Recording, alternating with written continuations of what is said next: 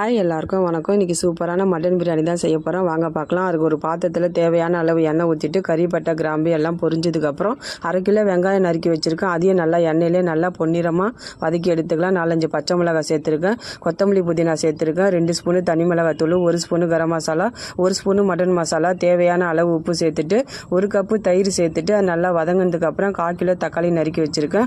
அதையும் நல்லா எண்ணெயிலே நல்லா பொன்னிறமாக நல்லா வதக்கிக்கலாம். கொஞ்சோண்டு ஏலக்காய் பொடியும் நல்லா தூவியிருக்கேன். நம்ம ஏற்கனவே குக்கரில் மட்டனில் இஞ்சி பூண்டு, கொஞ்சோண்டு உப்பு, மஞ்சத்தூள், கறிப்பட்டெல்லாம் போட்டு தான் வேக வச்சுருக்கோம். அந்த கறியும் 2 கப்பு தண்ணி சேர்த்து அதில் நல்லா 5 நிமிஷம் லோ ஃப்ளேம்லேயே வச்சு நல்லா வேக வச்சுக்கலாம். நம்ம ஏற்கனவே பாஸ்மதி ரைஸ் ஆஃப் பாயில் மாதிரி நல்லா வேக வச்சுருக்கேன். அது நல்லா திக்காக ஆனதுக்கப்புறம் இந்த ரைஸ் அதில் கொட்டி ஒரு 5 நிமிஷம் ஹை ஃப்ளேம்லேயும் 5 நிமிஷம் லோ ஃப்ளேம்லேயும் வச்சு நல்லா டம் கட்டி இறக்கணும்னா சூப்பரான மட்டன் பிரியாணி ரெடி ஆகிடும். அதில் கொஞ்சம் கொத்தமல்லியும் கொஞ்சோண்டு நெய்யும் முந்திரி பருப்பும் நல்லா பொரிச்சு போட்டு இறக்கணும்னா சூப்பரான மட்டன் பிரியாணி ரெடி.